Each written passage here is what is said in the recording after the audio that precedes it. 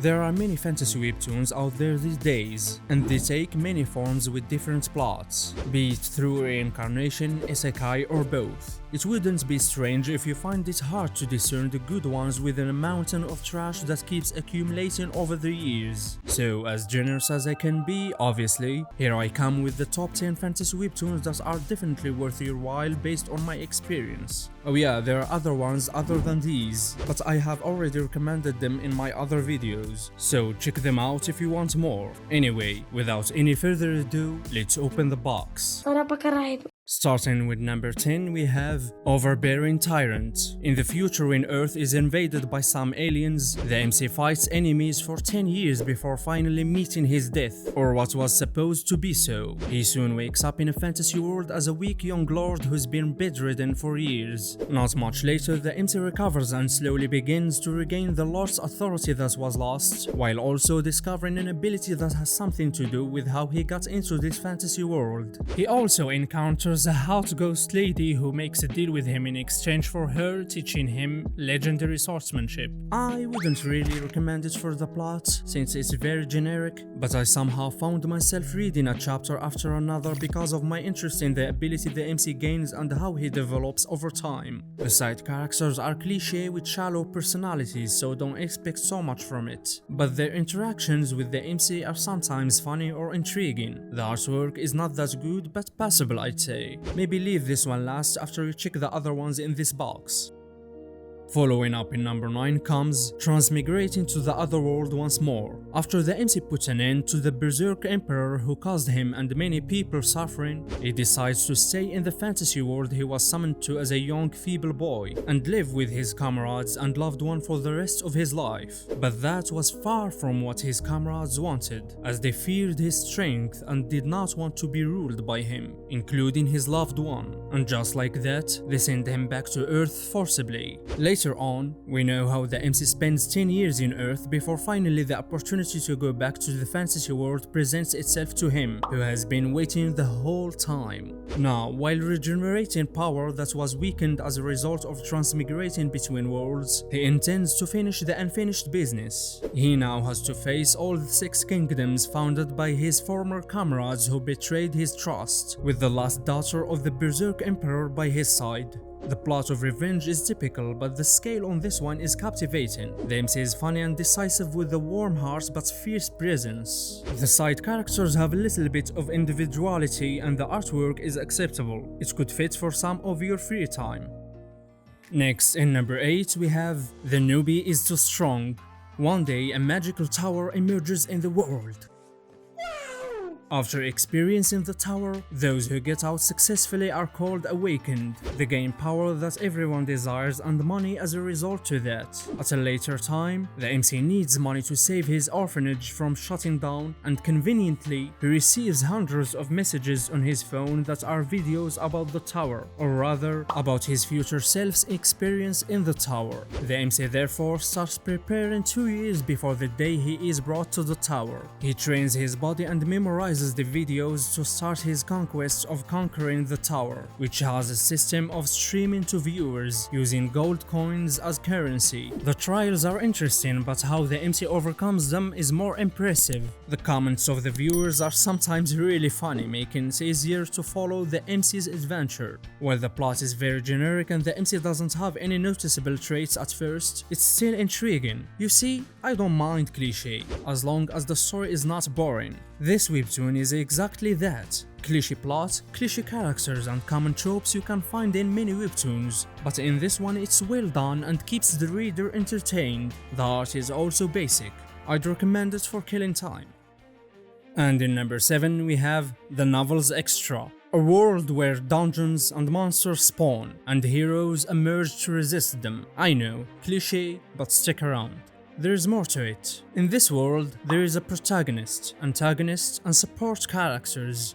No shit, Sherlock! And there are also characters with only question marks on their face, indicating their low importance, as they can be just a filler for an audience. This was the world that he, as an author, had created, but somehow found himself in as a mere extra, a useless character in the audience that has no face nor attributes, with no role whatsoever in this world. He didn't even become a side character from his novel.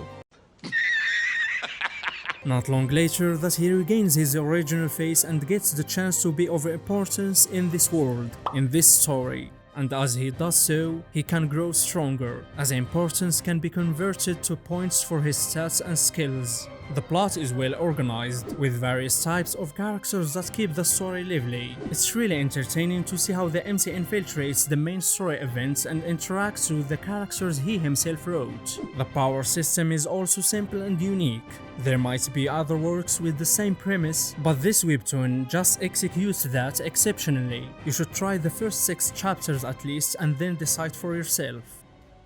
Coming up in number 6 we have Helmet, the Forsaken Child. The Seed of Darkness. It's something that some cursed humans get when born, and many are killed straight away because of that. But because of his lineage, the MC survives immediate death, and instead is sent to Root, a demonic forest that is filled with demonic beasts and demonic energy. But instead of dying, the Seed of Darkness harnesses the demonic energy for the MC to survive. And just like that, 10 years pass and now the MC is Mowgli, living with a leopard. One day, the MC hears from the leopard that a human who can help him leave the demonic forest lives in the forest too. And thus, the MC goes and meets the 90-year-old man, a Giga Chad who's surviving in the forest even without the Seed of Darkness. The old man takes the MC in as a disciple and teaches him the way of the sword and humanity, preparing for the time when the MC is ready to leave the demonic forest and embark on a journey in the human world. The meetings and partings are really impactful in this story, and the characters that shape those events are brimming with life. The plot, on the other hand, seems to be harboring for the MC greatness, be it good or evil, as he searches for his origins and adapts to the human world. The MC generally is calm, calculative, and smart with good looks, which allow him to blend in with others easily. The artwork is decent and can be great in some panels, so give it a shot. In number 5 we have Ending Maker. The MC is the rank 1 in a game with a fantasy setting where you can choose a character from the game world and use it as your own character. But one day, after he claims the rank 1 of the month as usual and logs out, he doesn't return to the reality he knows. Instead, he wakes up in an unfamiliar place in a different body. Soon enough, he realizes that he is in the body of his character from the game, and that he is in the world of the game. He is now a young master in a count's household. But not much later, he surprisingly finds out that he is not the only one who's experienced such phenomenon, since the eternal rank 2 that has always competed with him is also reincarnated in the body of her character, who is engaged to his character in this world. The combination of romance and action is sweet and wild. The relationship between the main character and the female main character is built over the course of multiple events with funny interactions, proving the chemistry between them. The side characters adapt to that, making it more enjoyable despite all the common tropes in the story. The plot generally focuses on their ultimate goal, which is survival and avoiding the common destruction of the world. The art is good on top of all, so give it a chance. Following up in number 4 we have Overpowered Sword.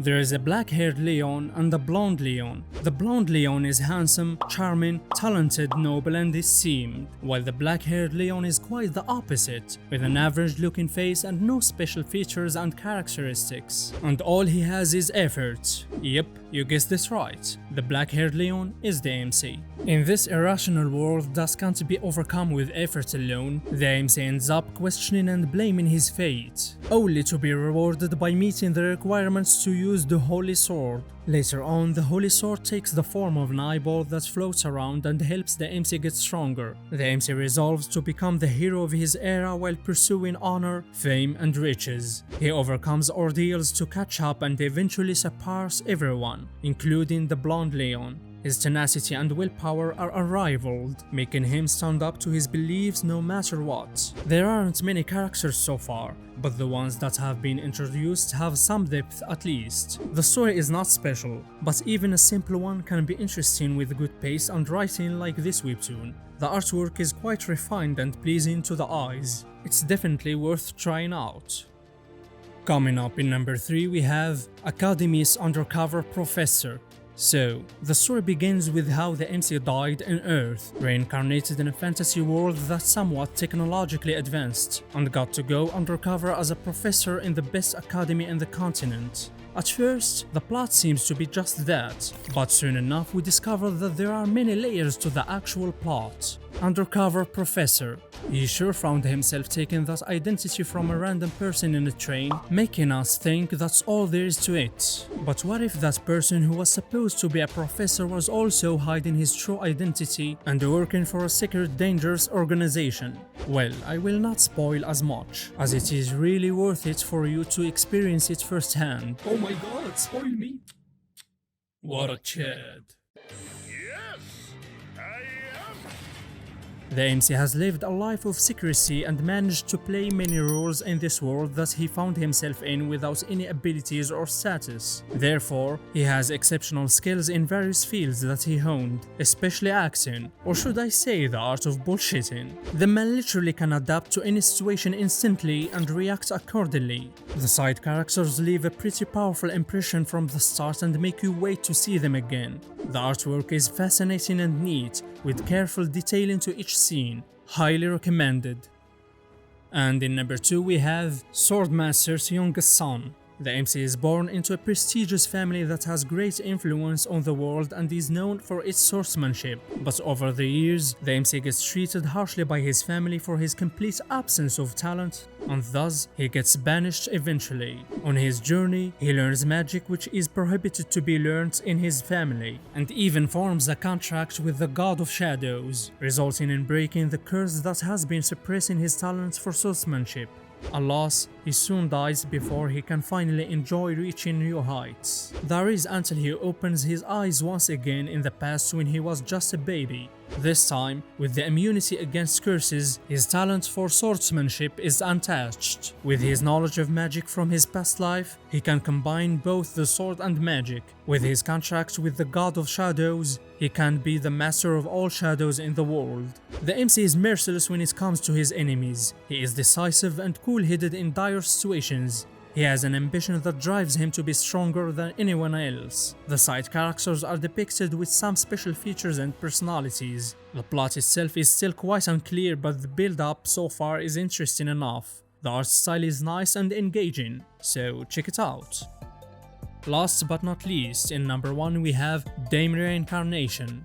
Hamel. He was the stupid warrior in the hero's party who sacrificed himself in the war against the Demon Kings, or that's how the world remembers him after 300 years have passed. Now he is reincarnated as Eugene, a descendant of the hero, the Great Vermouth. He lives his life training without wasting time from a very young age and even establishes his position in his new grandiose family of the Lionhearts. Eugene, having the memories of Hamel, intends to live a fulfilling life while pursuing power that even exceeds the great hero's power. He broadens his horizons by learning magic in this life, unlike his past life as Hamel, and in the process of all of this, he discovers how his reincarnation could not have been as simple as he initially had thought. The mysteries that unfold slowly but surely and wonderfully are what makes the reader hooked, accompanied with the heartfelt writing that excludes plot holes and randomness as much as it is desirable in a good story. Not to mention how the characters differ from one to another with their eccentric and unique looks and thinking.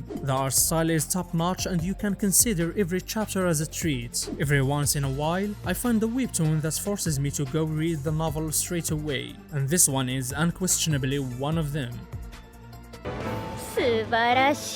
Well, I hope you found something to read, and as always, thanks for watching. See you again when opening another box.